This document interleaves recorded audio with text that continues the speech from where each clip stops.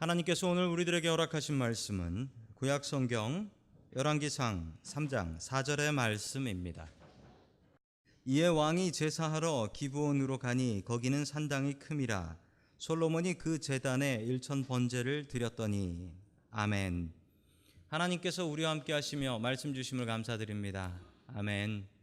옆에 계신 분들과 인사 나누겠습니다. 반갑습니다. 인사해 주시죠. 네, 반갑습니다. 인사 나누겠습니다.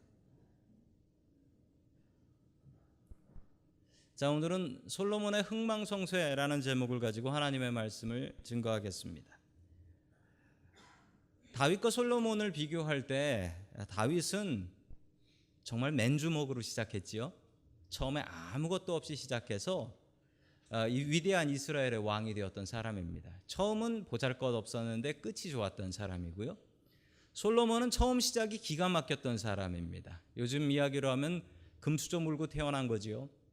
왕자였고 아버지 덕분에 왕이 된 사람입니다. 그러나 그의 끝은 그렇게 좋지 않았습니다.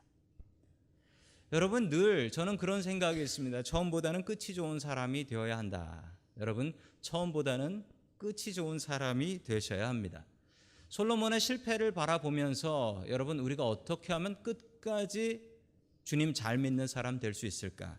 같이 하나님의 말씀을 통하여 깨달음 얻기를 주님의 이름으로 간절히 축원합니다. 아멘. 첫 번째 하나님께서 우리들에게 주시는 말씀은 솔로몬은 예배로 복을 받았다라는 말씀입니다. 솔로몬이 복받은 비결은 예배입니다. 예배 잘 드려서 복받은 사람, 성경에 솔로몬이 나오고 있습니다. 솔로몬은 다윗의 아들이었는데 다윗에게 아들이 솔로몬밖에 없었던 것은 아닙니다. 참 많았습니다. 참 많았어요. 그 자식들끼리 싸움도 많이 했고 죽이기도 많이 죽였고. 여러분, 다윗의 자식들 중에 솔로몬이 왕이 될 확률은 얼마였냐면 거의 없었습니다.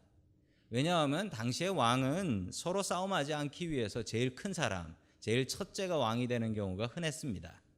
자, 그런 거로 따지면 솔로몬은 왕이 될 사람이 아닙니다. 그의 순위가 한참 뒤였기 때문이고, 게다가 여러분들도 아시는 것처럼 솔로몬의 어머니가 누굽니까? 밧세바라는 여자 아닙니까? 여러분, 밧세바가 어떤 여자인지 여러분들도 아시지요? 밧세바는 다윗의 부하였던 우리아의 아내였습니다. 다윗이 우리아 죽이고 뺏은 여자지요. 여러분, 그걸 우리도 알고 있지만 여러분, 이스라엘 사람들도 알고 있었습니다. 그러니 솔로몬이 왕이 된다, 이건 있을 법한 일이 아닙니다. 솔로몬이 왕이 될 수 없어요. 여러분, 그런데 다윗은 솔로몬이 왕이 되어야 된다라고 확신했습니다. 하나님께서도 솔로몬을 왕으로 뽑아 주셨습니다. 그 이유는 뭘까요? 솔로몬이 순위는 늦었지만 솔로몬은 그 아들들 중에 가장 믿음 좋은 아들이었기 때문에 그렇습니다. 다윗의 믿음을 본받은 유일한 아들이 바로 솔로몬이었습니다. 그래서 솔로몬은 21살에 왕이 됩니다. 이스라엘 3대 왕이 되어서 40년 동안 이스라엘을 통치하고 죽게 되지요. 여러분, 솔로몬이라는 이름에 그 아버지 다윗의 소망이 담겨 있습니다. 여러분들의 성함에도 어쩌면 부모님의 소망이라든지 부모님의 꿈을 아이들의 이름에다가 담아놓는 경우가 있습니다. 저도 솔직히 저의 두 아들의 이름이 저의 꿈과 소망입니다. 솔로몬의 뜻은 뭐냐면요, 여러분, 솔로몬의 뜻은 평화라는 뜻입니다. 여러분, 이스라엘 사람들 인사하는 인사 아시죠? 샬롬, 샬롬이라고 인사하잖아요. 자, 샬롬이라는 인사, 거기서 나온 말이 솔로몬입니다. 평화라는 뜻이에요. 평화. 다윗이 평화로운 세상을 보지 못했습니다. 자기는 전쟁했고 사람 죽이고 싸우고 그러고 나면 원수 생기고 그 원수가 자기를 노리고 이걸 반복했던 사람이에요. 그래서 다윗의 꿈에는 평화가 있었으면 좋겠다라고 생각했던 것이죠. 여러분, 다윗이 헤브론이라는 수도를 버리고 예루살렘으로 수도를 옮깁니다. 그 이유가 무엇인지 아십니까? 천혜의 요새였기도 하지만 여러분, 예루살렘의 뜻이 뭐냐면 예루가 플레이스, 터라는 뜻이고요. 살렘이 샬롬이라는 뜻이에요. 그럼 뭡니까? 평화의 도시. 다윗이 꿈꿔왔던 세상은 평화로운 세상이었고 그 꿈을 자기의 아들 솔로몬이 이루기를 바라며 솔로몬의 이름을 솔로몬 평화라고 지어 놓은 것이었죠. 여러분, 솔로몬의 처음 시작은 대단했는데 어쩌면 이건 다윗보다 더 큰 믿음 같습니다. 솔로몬의 믿음, 솔로몬의 예배가 얼마나 대단했는지 우리 열왕기상 3장 4절의 말씀 같이 보겠습니다. 시작. 기브온에 제일 유명한 산당이 있었으므로 왕은 그곳에 제사를 드렸다. 솔로몬이 그때까지 그 제단에 바친 번제물은 1000마리가 넘을 것이다. 한 번은 왕이 그리로 제사를 드리러 갔는데 아멘. 기브온 산당에서 드렸던 일천번제에 대한 이야기입니다. 여러분, 일천번제라고 여러분 많이 들어보셨을 텐데 일천번제가 많이 헷갈린 말입니다. 그래서 어떤 분들은 1000일 동안 제물을 드리고 1000일 동안 예배를 드렸다라고 생각하시는 분들도 계신데 그렇지는 않고 이 세번역 성경에는 잘 설명이 되어 있습니다. 뭐냐면 그때까지 제단에 바친 제물이 1000마리가 넘을 것이다. 1000마리가 넘는 제물을 드렸던 그런 제사라는 것이죠. 여러분, 솔로몬은 이 일천번제로 하나님의 마음을 감동하게 하였습니다. 여러분, 왕에게도 1000마리의 제물을 바친다라는 것은 쉽지 않은 일입니다. 솔로몬이 하나님 앞에 1000마리의 제물을 바쳤던 이유는 하나님, 제가 왕이 될 사람이 아닌데, 제가 한참 막내고 저의 어머니가 밧세바인데 저같이 부족한 사람을 하나님께서 왕으로 세워주셨으니 너무나 감사합니다. 그 감사의 마음을 정성으로 하나님 앞에 드린 것입니다. 여러분, 우리가 하나님 앞에 예배를 드릴 때 우리에게 제일 중요한 마음은 정성입니다. 예배는 하나님 앞에 드리는 것입니다. 여러분, 우리가 드린다고 해서 하나님께서 다 받으실까요? 우리의 예배를 다 받아주실까요? 여러분, 우리의 마음과 우리의 정성이 제대로 된 예배가 아니라면 어쩌면 하나님께서는 우리가 드리는 예배를 받지 않으실 수도 있습니다. 여러분, 예배에서 제일 중요한 것은 하나님 앞에 드리는 감사입니다. 정성입니다. 제가 영락교회에 있었을 때 일입니다. 어느 권사님의 일인데 그 권사님이 분당에 사셨어요. 제가 맡았던 교구가 분당이었습니다. 제가 있었던 교회는 서울 중구, 서울 딱 한가운데에 있었던 교회였죠. 그런데 그 권사님께서는 차도 없으신 분이 버스를 타시고서 분당에서 버스를 타시고 예배에 오시는데 늦으시는 법이 없고, 그리고 버스를 타시고 구역장 모임까지 오셨습니다. 구역장 모임까지. 늦게 오시는 법 없었습니다. 빠지시는 일도 없었습니다. 제가 너무 그 정성이 대단해서 그 권사님께 여쭤봤습니다. 권사님, 어쩌면 그렇게 권사님은 한결같이 눈이 오나 비가 오나 한결같이 예배 시간 늦으시는 일 없고 항상 정성으로 예배를 드리십니까? 라고 했더니 이 권사님께서 저한테 이렇게 말씀해 주셨습니다. 이 권사님이 자기 자신을 이렇게 말씀하셨는데, 저는 어렸을 적부터 독실한 불교 집안에서 태어났습니다. 그리고 저도 역시 독실한 불자였습니다. 예수님을 알기 전 저는 분당 살면서 분당에서 설악산 백담사까지 108참배를 드린 적이 있습니다. 버스 타고 분당에서 설악산 백담사까지 108참배면 108번 가는 거예요. 그리고 말씀하셨습니다. 한여름에 분당에서 백담사까지 머리에 수박을 이고 가본 적도 있습니다. 그 정성 생각하면 지금 예수 믿는 것은 정성이라 할 수도 없습니다. 하나님께서는 제 정성을 받는 줄로 믿습니다. 라고 하셨어요. 제 자신이 부끄러웠습니다. 저 정성이 있어야지. 우상한테도 저 정성을 다하는데 하나님은 믿음을 보신다고 정성 다하지 않으면 여러분, 그게 믿음입니까? 여러분, 우리가 정말 하나님 제대로 믿으면 그만한 정성 나와야 되는 것 아니겠습니까? 하나님께서 솔로몬의 그 정성에 감동하셨습니다. 그리고 그 일천번제 복 주시기로 작정하셨습니다. 그리고 솔로몬에게 네가 무슨 복을 받고 싶으냐라고 물어보셨습니다. 여러분에게 하나님께서 나타나셔서 무슨 복 받고 싶으냐, 무엇이 소원이냐라고 소원을 물어보신다면 여러분들은 무엇이라고 답하시겠습니까? 60살 맞아서 은퇴하신 노 부부가 있었습니다. 은퇴하신 노 부부가 은퇴를 했는데 천사가 나타나서 이 두 부부에게 소원을 물어봤답니다. 그러자 할머니가 대뜸 이렇게 소원을 얘기했대요. 일하느라고 너무 바빠서 여행을 못 다녔으니까 영감하고 같이 세계 일주를 한번 하게 해주십시오 라고 했더니 천사가 들어주겠다라고 했답니다.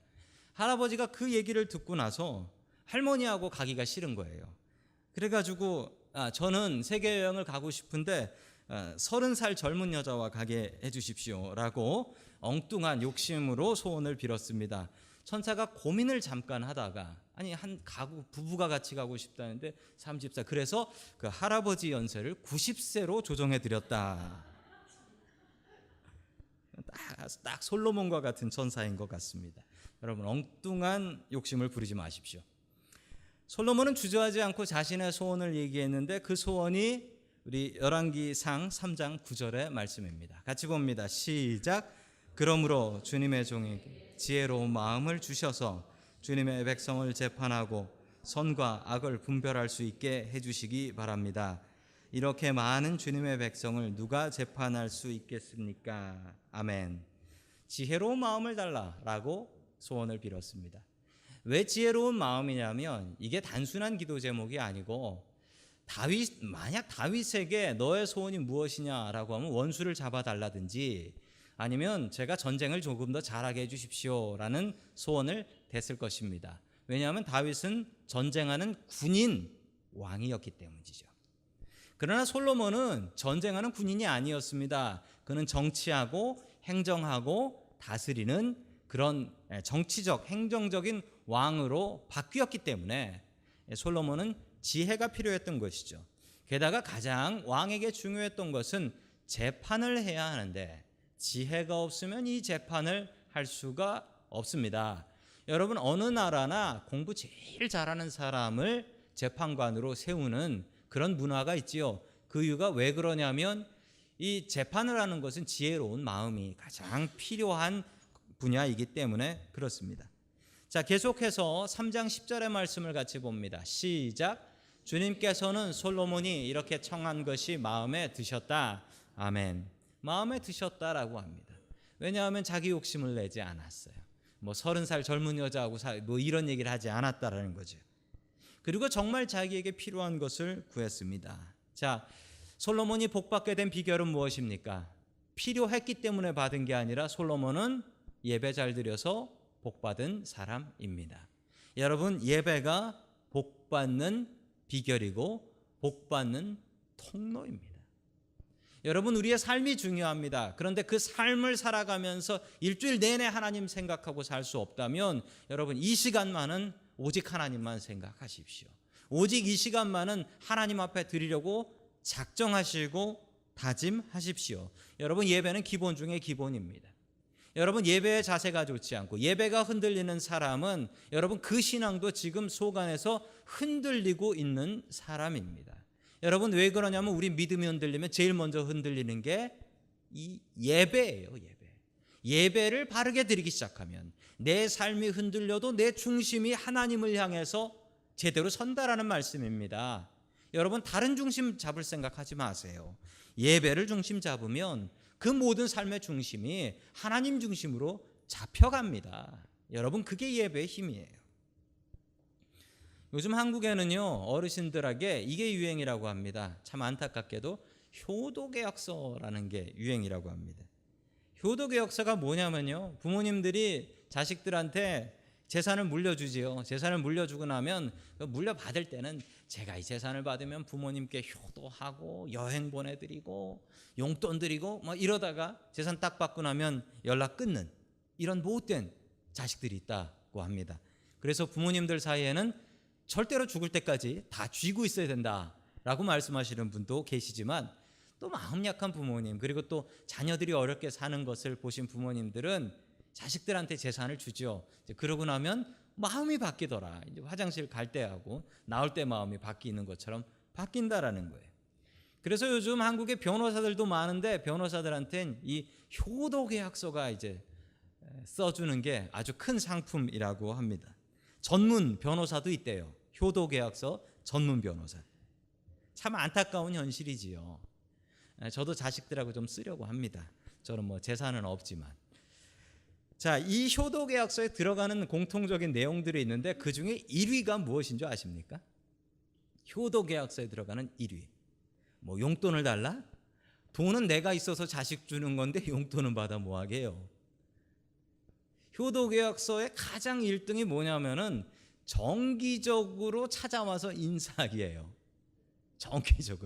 정기적이라고 넣으면 안 된대요. 정확히 넣어야 된대요. 뭐 일주일에 한 번이라든지 한 달에 한 번이라든지 명절 때마다 한 번, 뭐 이런 식으로. 시골에 계신 부모님 명절 때마다 꼭 와야 한다, 뭐 이런 조항을 넣는다라고 합니다. 그래서 이 계약을 지키지 않으면 줬던 재산을 뺏어간대요. 그래서 작년에는 줬던 재산을 빼앗겼던 이 대법원 판례가 있습니다. 저는 이 계약서를 보고서 예배가 생각났습니다. 일주일에 한 번 찾아와서 인사드리기. 여러분, 이게 예배가 아니고 뭡니까? 우리가 우리 인생 바빠서, 우리 삶이 바빠서 세상에서 바쁘게 살아갑니다. 누구나 다 그렇게 살아갑니다. 여러분, 그런 중에도 우리가 분명히 생각해야 될 건 무엇입니까? 일주일에 한 번은 찾아뵙고 인사드리기. 솔로몬이 이거 잘해서 복 받았습니다. 여러분, 그런데 솔로몬이 이걸 잘 못해서 있었던 복 다 빼앗기게 됩니다. 여러분, 예배가 복을 받는 열쇠입니다. 성경은 분명히 그렇게 얘기합니다. 더 많은 예배에 참여하십시오. 더 바른 자세와 더 바른 마음으로 하나님 앞에 예배를 드리십시오. 그래야지 하나님 받으시지요. 예배는 보는 게 아닙니다. 드리는 것입니다. 여러분, 우리의 삶에서 가장 중요한 것은, 일주일에서 제일 중요한 시간은 오늘 이 시간이 예배의 시간입니다. 이 예배의 시간으로 여러분 삶의 중심 잡고 주님께 복의 문을 여는 저와 여러분들이 될 수 있기를 주님의 이름으로 간절히 축원합니다. 아멘. 두 번째, 마지막으로 하나님께서 우리에게 주시는 말씀은 예배에 최선을 다하라라는 말씀입니다. 여러분, 솔로몬이 참 지혜로웠던 사람으로 유명하지요. 특별히 재판의 지혜가 있었던 사람으로 아주 유명합니다. 그 놀라운 재판은 여러분들이 아시는 두 창녀의 재판이었습니다. 두 창녀가 있었는데 두 창녀에게 아들이 있었습니다. 아들이 있었는데 이 자다가 어떤 창녀가 자기 아들을 깔아뭉개서 질식해서 죽어버린 사건입니다. 그리고 나서 한 창녀가 자기 아들을 잃어버리고 나서 남의 집 애를 갖다가 자기 애라고 주장해버린 황당한 사건이었죠. 여러분, 이런 일이 벌어지는 이유가 이 창녀들이 살았던 곳이 자기 방이 아니었고 다 같이 한 방에 몰려 살았고 서로 깔고 덮고 자다가 잘못해서 잠버릇이 나빠가지고 자기 애를 깔아 죽인 사건입니다. 이 여자들은, 이 창녀들은 왜 그렇게 남의 집 아들, 자기 아들도 아닌데 자기 아들도 아닌 남의 아들한테 이렇게 집착을 하는 것일까요? 여러분, 이스라엘의 문화를 아시면 이해하실 수가 있어요. 왜냐하면 창녀기 때문에 그렇습니다. 남편이 없어요. 남자가 없으면 무슨 일이 벌어지냐면요, 여러분, 여자가 재산을 모을 수가 없어요. 왜냐하면 이스라엘 법은 남자만이 재산권이 있고 상속권이 있습니다. 재산을 몰래 모아놨다 할지라도 죽고 나면 끝이에요. 이걸 누굴 줄 수도 없고 다 빼앗깁니다. 살아있어도 남들이 남편이 없는 것을 보면 그 재산을 빼앗아갑니다. 빼앗아가요. 여러분, 어떻게 내 재산을 뺏어가냐고요? 여러분, 실제로 지금도 그런 일들 벌어지고 있습니다. 지구상에서. 제가 아는 선교사님 계신데 그 선교사님 잠깐 휴가 갔다 오니까 다른 사람이 살고 있더래요. 그래가지고 야, 이거 내 집이니까 나가라 라고 하니까 내가 지켜줬으니까 자기 집이래요. 외국인은 재산권이 없대요. 그러면서 빼앗아 가더랍니다. 이러니까 아들 하나가 있다라는 것은 키울 아들이 있다라는 게 아니고 내 미래고 내가 재산을 모을 수 있는 기준과 근거가 되는 거예요. 그러니까 이 창녀들이 목숨 거는 겁니다. 이 자식에. 자, 이러자 솔로몬이 기가 막힌 판결을 내리죠. 우리 다 함께 25절 말씀 같이 봅니다. 시작. 왕이 명령을 내렸다. 살아있는 이 아들을 둘로 나누어서 반쪽은 이 여자에게 주고 나머지 반쪽은 저 여자에게 주어라. 아멘. 솔로몬이 기가 막힌 판결을 내립니다. 여러분, 이게 기가 막힌 판결이라고 여러분 놀라시지 않으실지도 몰라요. 왜냐하면 하도 보셔서. 그리고 야 나라도 저렇게 하겠다라고 생각하시겠지만 여러분 여러 가지 경우의 수가 있습니다. 여러분 보통의 경우 서로 자기 자식이라고 우기는데 반 갈라라라고 하면 어떻게 반응이 나올까요? 그럼 보통의 경우는 둘 다 서로 포기하겠다고 합니다. 자기 앞에서 그 불쌍한 애를 쪼개겠다고 하는데 거기서 우길 사람이 어디 있습니까? 보통은 둘 다 손듭니다. 그런데 솔로몬은 지금 이 두 창녀의 마음까지도 알고 있었던 거예요. 한 창녀는 이판사판 막 나가자는 거고요. 한 창녀는 창녀지만 자기 자식이에요. 분명히 자르자고 하면 막 나가는 그 창녀는 자르라고 할 거고 자기 자식인 그 창녀는 살려주라고 할 거다라는 것을 솔로몬은 알고 있었던 것입니다.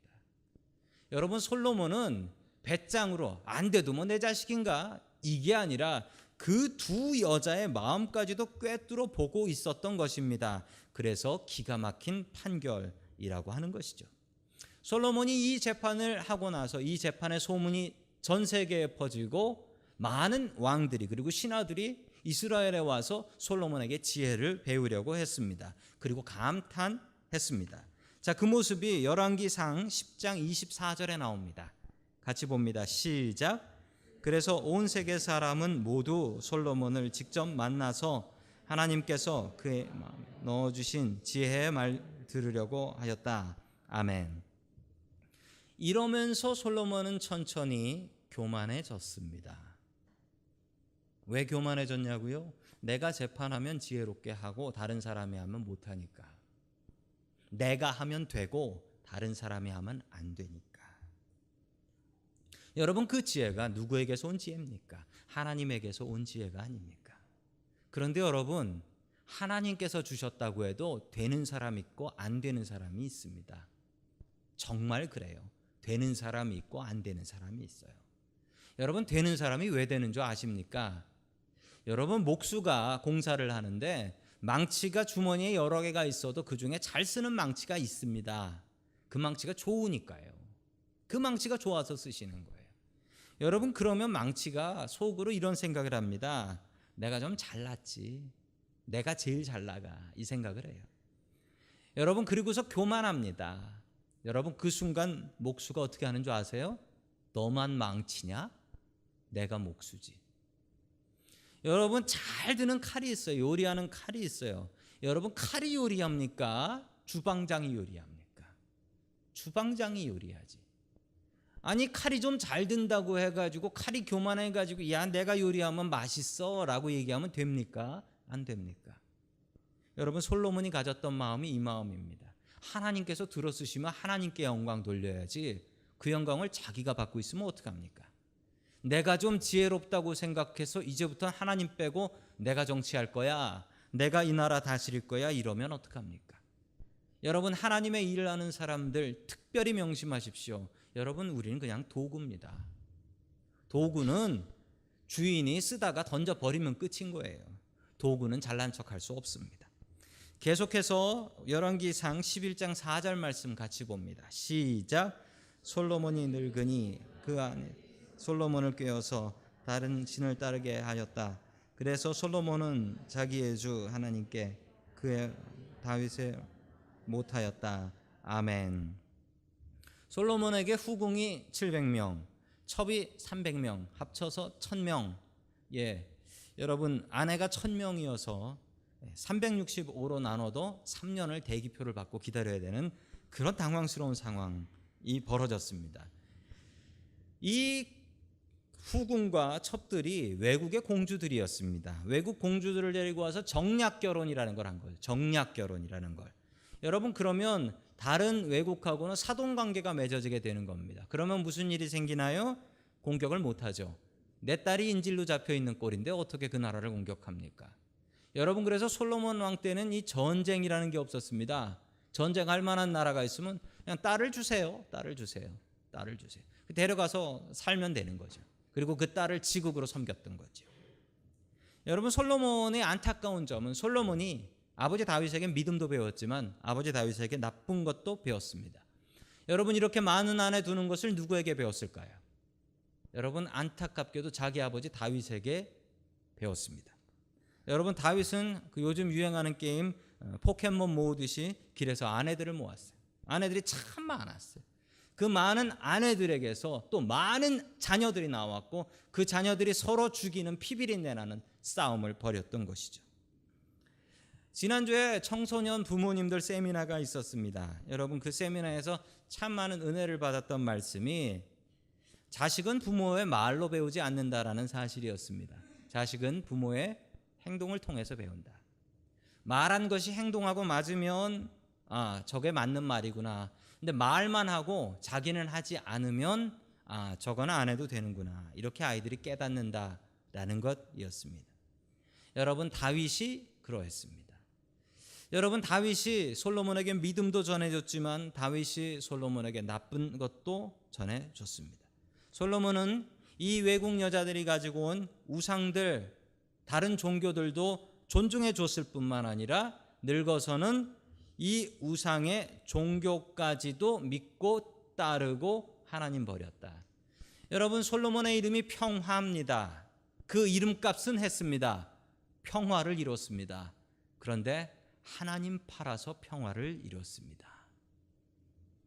여러분 우리는 평화를 이루는 사람이 되어야 되는데 하나님 버리고 하나님 팔아서 평화 누리는 사람이 아니라 하나님 때문에 하나님 믿기 때문에 이 세상에 복음을 전해서 평화를 이루는 그런 사람이 되어야 합니다.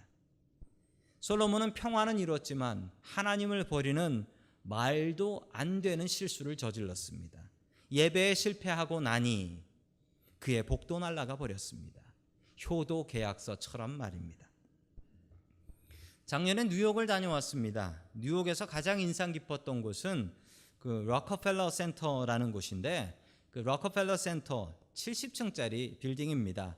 그 꼭대기에 올라가면은 전망대가 있습니다. 더 록이라고 하는 전망대가 있어요. 자, 그 전망대에 올라가면 뉴욕을 제대로 다 볼 수 있었고 참 좋은 경험이었습니다. 자, 이 록펠러 센터라는 그 빌딩을 지은 록펠러라는 분이 계시죠. 이 록펠러라는 분이 계신데 이분이 전 세계 최고 부자로 유명했던 분입니다. 지금은 이분이 가장 부자는 아니에요. 그런데 돈 모은 거로 보면 이분이 가장 부자인 것은 역사상 확실합니다. 자, 이분이 세계 최고의 부자이신데 이분에게 어느 기자가 가서 인터뷰를 했습니다. 당신이 그렇게 부자로 살게 된 비결이 뭡니까? 라고 물어봤습니다. 그랬더니 이분이 이런 얘기를 하셨어요. 제가 어머니에게 배운, 어머니가 말씀해 주신 10가지 유언이 있습니다. 그 10가지 유언 다는 못 말씀드리고 첫 번째가 뭐냐면 너는 제대로 된 구별된 11조를 하나님 앞에 드려라 라는 이야기였고 다 믿음에 대한 얘기였어요. 맨 마지막 10번째가 뭐였냐면 너는 예배 시작하기 30분 전에 도착해서 항상 맨 앞자리에 앉아서 하나님 앞에 가장 정성껏 예배를 드려라. 여러분 오늘 이 예배를 위해서 얼마나 많은 정성을 준비하셨습니까? 여러분 오늘 이 예배를 위해서 얼마나 많은 시간을 투자하셨습니까?